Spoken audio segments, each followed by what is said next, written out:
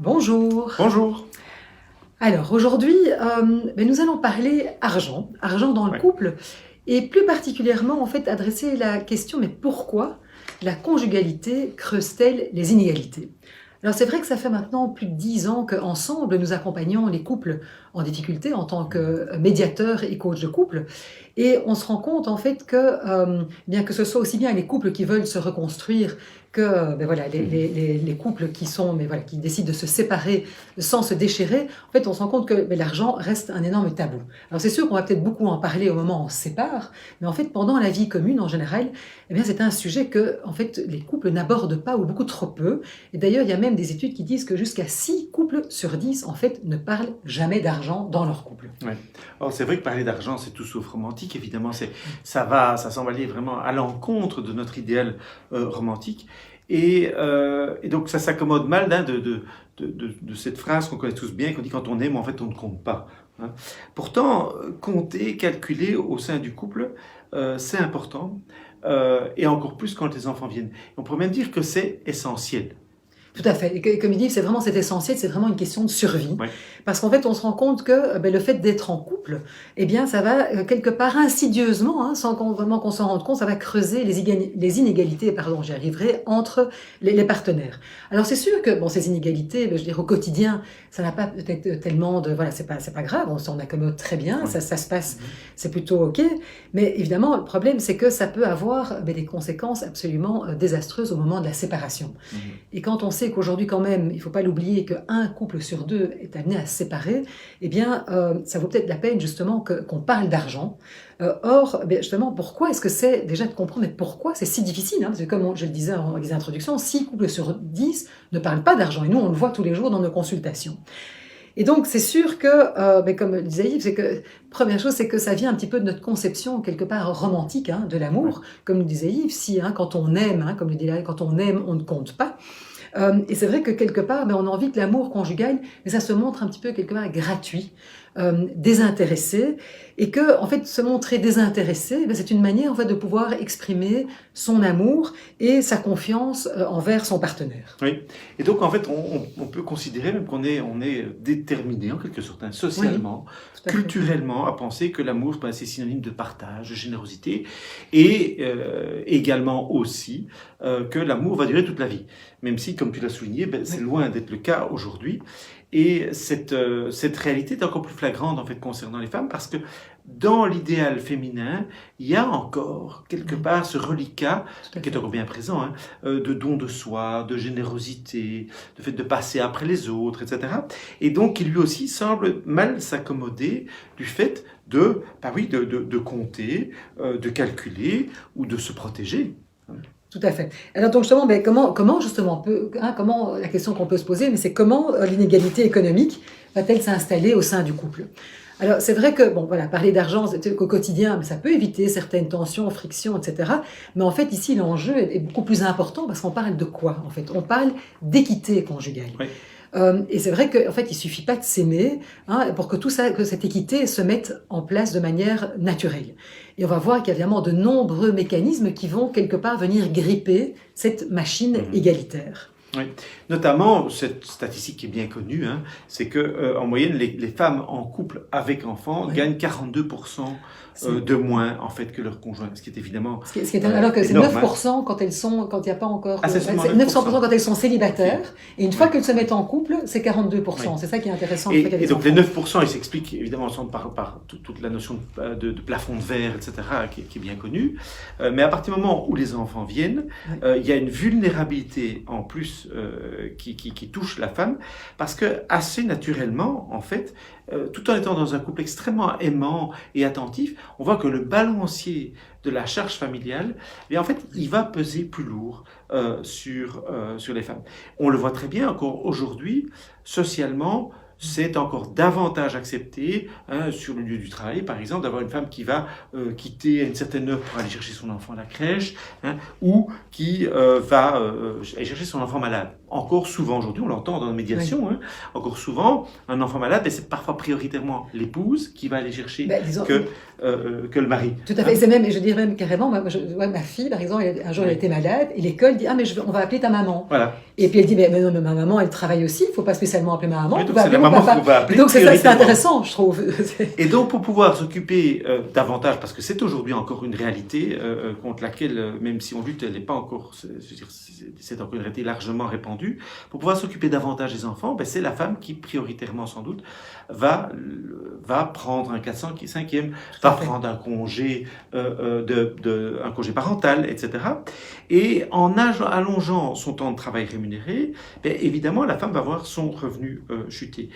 Et au départ, tout se passe en bonne foi, toute bonne foi bien entendu, et le conjoint aimant et attentif, ben, il va même favoriser ça en toute bonne foi, en disant, mais écoute, si ça peut être ok pour toi, si ça t'aide, bien entendu, prends un 400e, puis moi j'assurerai pour le surplus.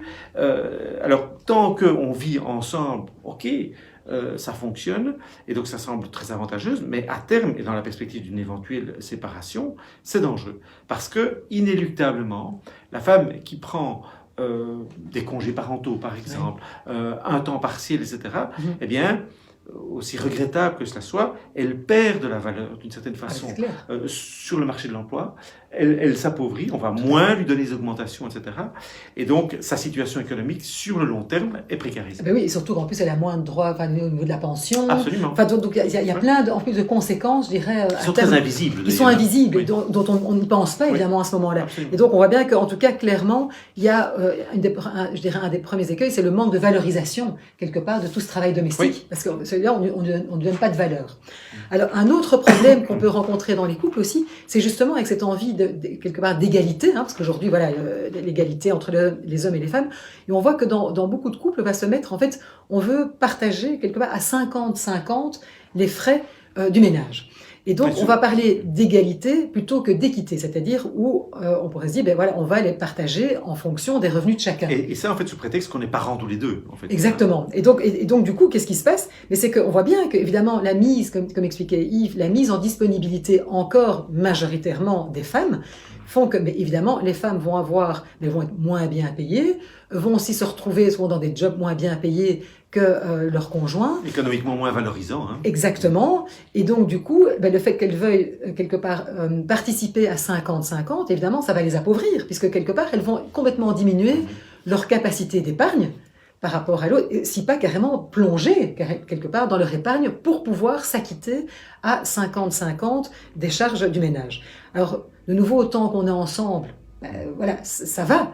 Mais évidemment, de nouveau, tout ça pose terriblement problème au moment de la séparation, si on se sépare, parce que du coup, on a des hommes qui, eux, enfin, encore majoritairement des hommes, évidemment, c'est pas toujours comme ça, mais on le voit dans les statistiques, c'est encore majoritairement des hommes qui, eux, ont pu faire carrière, et des femmes qui sont dans des emplois qui sont généralement moins bien payés, et qui donc se retrouvent, et qui en plus, à ce moment-là, n'ont plus d'économie, ou en tout cas très très peu d'épargne pour faire face. Oui, et là, cette situation est encore aggravée, et on le constate régulièrement en médiation, par, je dirais, la manière encore, dont quel que soit le pourcentage sur lequel on se répartit les charges financières du ménage, la manière dont concrètement on contribue au ménage.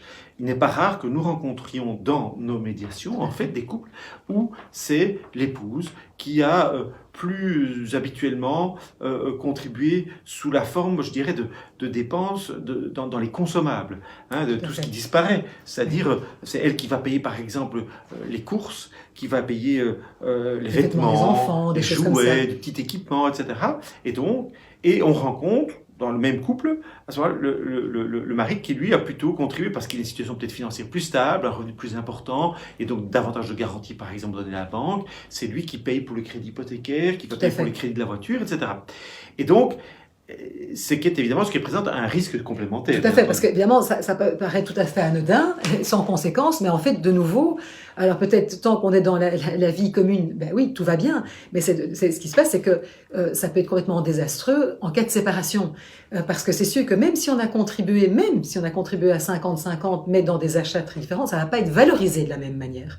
Et c'est vrai que nous, on l'a déjà vu en médiation, où tout à coup, on peut avoir un des deux qui repart avec une maison, Et l'autre, ben en fait, alors que l'autre a autant contribué, mais avec rien du tout, parce que c'était dans des consommables. Et tout a été mangé ou réparti en vêtements, etc. Donc c'est très compliqué de faire valoir quelque part mais le fait qu'on ait peut-être contribué, la contribution de chacun, qu'elle puisse être valorisée de la même manière. Et c'est d'autant plus difficile pour des couples qui seraient des cohabitants de fait ou des cohabitants légaux, où là, il n'y a même pas, je dirais, quelque part de support juridique pour les aider. Donc, on voit que tout ça, ça a vraiment des conséquences. Et donc, c'est pour ça que c'est important, quelque part, mais justement, de pouvoir parler d'argent et de ne pas s'engager, quelque part, naïvement, en se disant, ben oui, voilà, parce qu'on s'aime, tout va aller, mais de pouvoir s'engager de manière consciente, parce que c'est sûr que la plupart du temps, et voilà, enfin moi, en tout cas, c'est comme ça que ça s'est passé quand moi je me suis engagée, mais c'est qu'on pense pas à tout ça, on n'y réfléchit pas. Je veux dire qu'on pense pas à l'organisation financière. Ça se met un peu comme ça au fil de l'eau. Oui, de façon vraiment instinctive. Tout à fait, absolument. Oui. Et donc cet instinct, quelque part, nous trompe, parce que oui. c'est pourtant au cœur de la vie du couple, dans la bonne foi, dans la fluidité, que cette inégalité, tout d'un coup, se creuse, parce qu'il y a cette méconnaissance de la situation peut-être, et il y a cet aveuglement par rapport aux risques que l'un et l'autre courent, et plus spécifiquement encore aujourd'hui les femmes.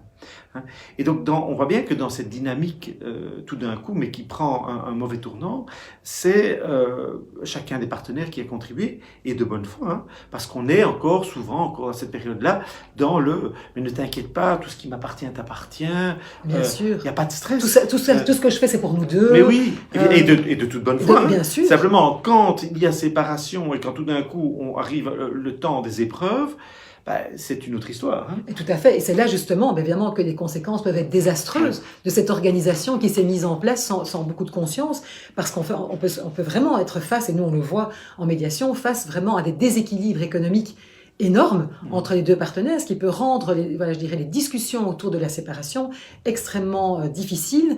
Et puis évidemment, les grands perdants là-dedans, souvent, ce sont aussi les enfants.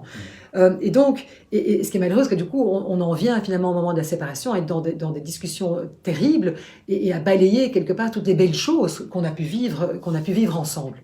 Et donc, vous vous rendez bien compte, quand on aborde ça, mais c'est vraiment important, quelque part, de parler d'argent et d'en parler finalement à tous les stades du couple. Oui.